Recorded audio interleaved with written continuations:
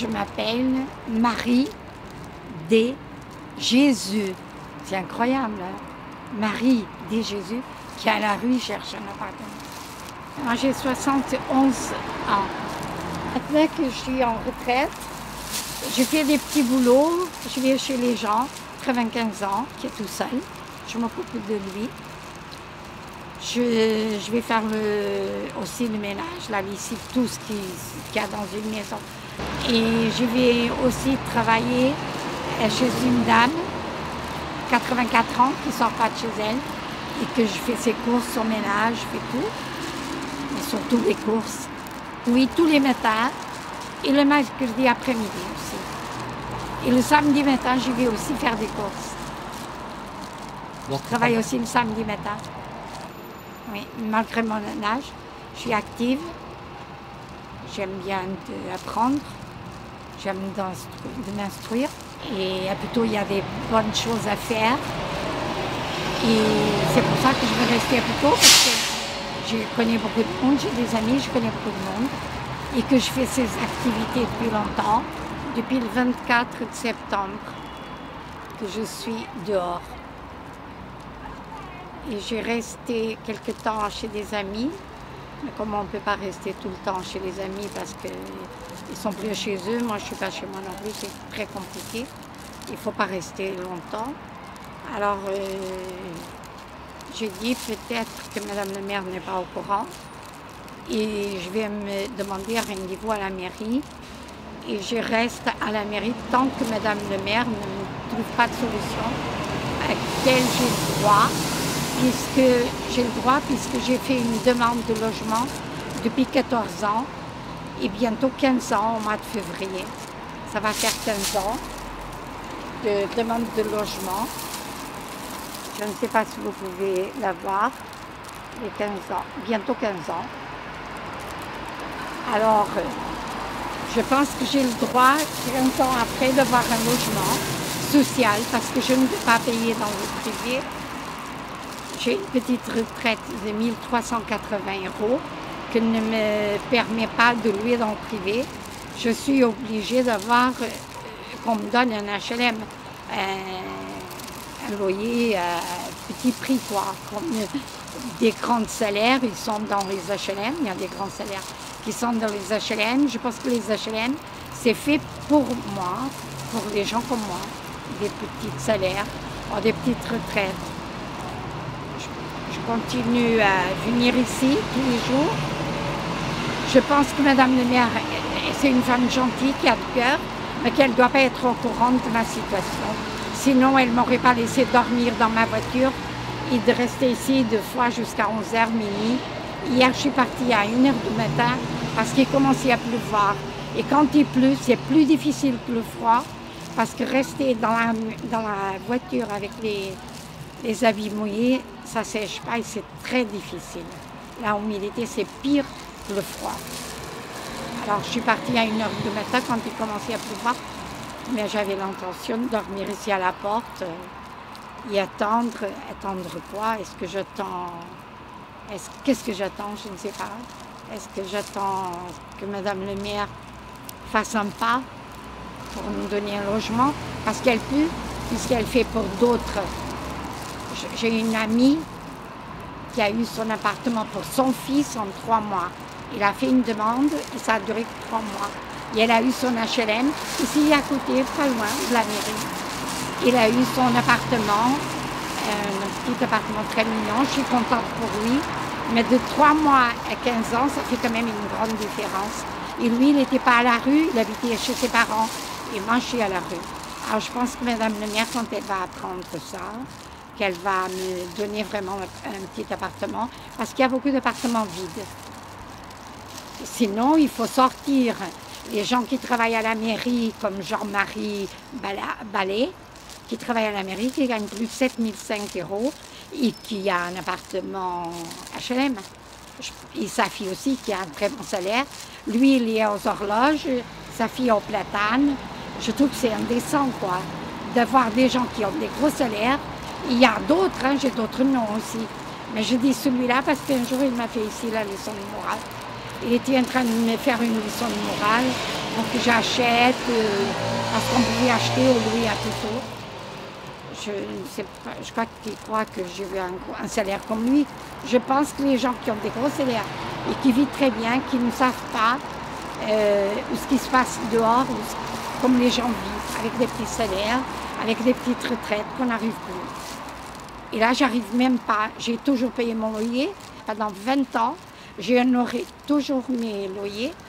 D'ailleurs, j'avais payé mon appartement jusqu'au 30 septembre et j'étais virée, expulsée le 24.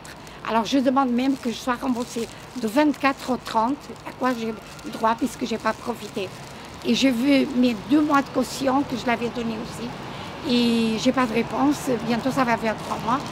Franchement, je ne sais pas ce que j'attends depuis bientôt 3 mois que je suis dehors. Je suis fatiguée. J'étais jamais malade, mais là, je me sens fatiguée. Je n'en peux plus. Et là, je ne sais pas si j'attends un logement. Oh, si c'est mieux que la mort. Peut-être qu'elle est plus douce que la vie. Ce matin, je me suis levée de ma voiture. Je ne me suis pas lavée aujourd'hui. J'ai travaillé toute la journée jusqu'à 3 heures.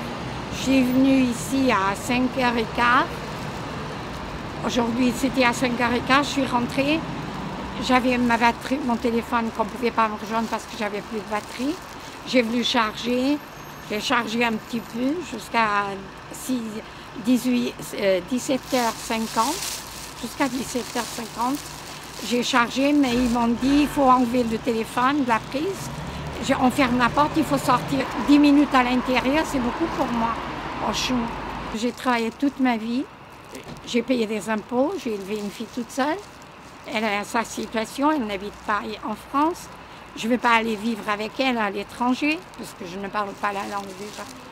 Ça fait plus de 30 ans que je suis à Puteaux. Je ne comprends pas qu'on ne veut pas de moi. Je pense qu'elle n'est pas au courant. Il y a quelque chose qui ne va pas. Je ne sais pas ce qui se passe avec mon dossier pour avoir 15 ans. On m'a proposé la préfecture, pas Madame le maire, attention, pas la mairie, pas les HLM de Puteaux, c'est le préfet de Nanterre. Il m'a proposé un appartement à Villeneuve-la-Garenne. Je ne veux pas partir de Puteaux. Je vais mourir à Puteaux. Je vivrai, si j'ai encore quelques temps à vivre, je vivrai à Puteaux. Mais si je n'ai pas quelques temps à vivre, je serai morte à Puteaux. Je meurs à Puteaux. Ça, c'est sûr. Aujourd'hui, j'ai acheté une demi-baguette et une bouteille d'eau et c'est tout ce que j'ai mangé aujourd'hui. Des fois, je rentre dans des self-service, dans des petits trucs et je mange un peu chaud. Des fois, je ne mange pas. Dans ma voiture, j'ai des couvertures de survie que les policiers municipaux m'ont offert. J'ai des couvertures qu'il y a des couples qui m'ont donné. J'ai d'autres habits chauds qui m'ont donné. Je ne savais même pas que vous veniez. C'est pour vous. J'ai tout ça. Alors j'ai des habits chauds dans ma voiture. Quand des fois je vais chez les gens travailler, quand ils ne sont pas là, je lave mon linge. Je sèche mon linge et là j'ai du linge mouillé dans ma voiture. Je vais le mettre à sécher demain matin parce qu'aujourd'hui il faut que je dorme dans la voiture. Voilà, c'est tout ce que j'ai. Il y a un peu de linge pour me changer quand je prends la douche chez quelqu'un. Quand j'étais expulsée, comme tout ne rentrait pas dans le box, on a jeté les choses, surtout beaucoup de livres que j'aimais bien. Les photos, on les a réussi à les garder. Mais beaucoup de souvenirs, on était obligés de jeter parce que tout ne rentrait pas dans un box. J'avais une vie de plus de 30 ans ici à Puteaux, plus de 20 ans à Nogent-sur-Marne. C'est des grands souvenirs, on a des souvenirs bien sûr, mais là, j'ai plus rien. Je suis moins qu'un chien parce qu'un chien, les gens, quand ils voient un chien à un moment donné, ils vont le recueillir. Mais moi, personne ne me recueille, tout le monde s'en fiche. Même les gens qui travaillent à la mairie, quand ils sortent, c'est tout, ils tournent même la tête. Parce que moi, j'ai la peste, je suis moins que rien. Je suis une SDF. Quand je quand je pense que j'ai travaillé plus de 12 heures par jour, que j'ai toujours travaillé, que j'ai jamais manqué, que j'ai été jamais en arrêt de maladie, que j'arrive à mon âge, que je continue à travailler le matin et que je ne peux pas vivre dans un appartement, c'est impensable, c'est invivable. Je ne sais pas, je n'ai pas de mots pour expliquer, je vais être forte, mais il y a des moments que faut baisser les bras et vous n'avez plus de force, plus d'énergie, plus rien. Vous n'êtes plus rien. Il y a même des amis qui ne me téléphonent même plus. Quand j'arrive à la mairie, avant je rentrais sans problème. Mais vendredi dernier, je n'ai pas pu rentrer. Ils m'ont mis dans une petite pièce à côté, dans un bureau à côté. Ils ne veulent pas que je sois dans la salle d'attente parce que ce n'est pas pour moi, la salle d'attente. J'ai rien à faire dans la salle d'attente. Alors, jusqu'à jeudi, tout allait bien dans la salle d'attente parce que je ne touche même pas à l'eau. Je prends juste les toilettes quand j'ai envie et je charge mon téléphone, c'est tout. Je reste assise, je ne bouge pas. Je ne salis pas, je parle à personne. Mais vendredi, ils m'ont dit que je n'avais pas le droit de rentrer. Non, ils ne m'ont pas donné d'explication. Je n'ai pas compris. Je ne sais pas. À mon avis, peut-être, est-ce que je commençais à être malade de la peste ou quelque chose de contagieux? Je ne sais pas. Il y avait plusieurs policiers de la municipalité qui ne m'ont pas laissé rentrer, qu'il fallait téléphoner je ne sais pas où. Et après, ils m'ont expliqué que je ne pouvais pas rentrer, mais je pouvais me mettre dans un petit salon à côté, toute seule, sans voir personne. Alors je l'ai même dit, si c'est pour voir personne, je vais me mettre dans ma voiture, je serai toute seule. J'ai besoin de voir des gens passer, vivre. Il faut qu'on me donne un logement, parce que sinon je meurs de froid ou d'autres choses. Mais je ne peux pas aller plus loin que janvier, parce que j'ai plus de force. J'ai plus de force, j'ai plus envie de me battre. Et je crois que je suis en train de me battre en fait contre la mort et qu'il faut la laisser venir tout seul, tranquillement. Voilà. Dans ma voiture, il faut faire un tour quand elle est trop froide pour la chauffer un peu. On dit que l'essence est chère. Bien sûr que l'essence est chère, mais il faut chauffer un peu la voiture aussi et tourner. Après, quand elle est un peu chaude, je rentre et je m'endors un peu. C'est ma vie. Ma vie après mon travail, et après plus de 50 ans à travailler tous les jours, même les samedis.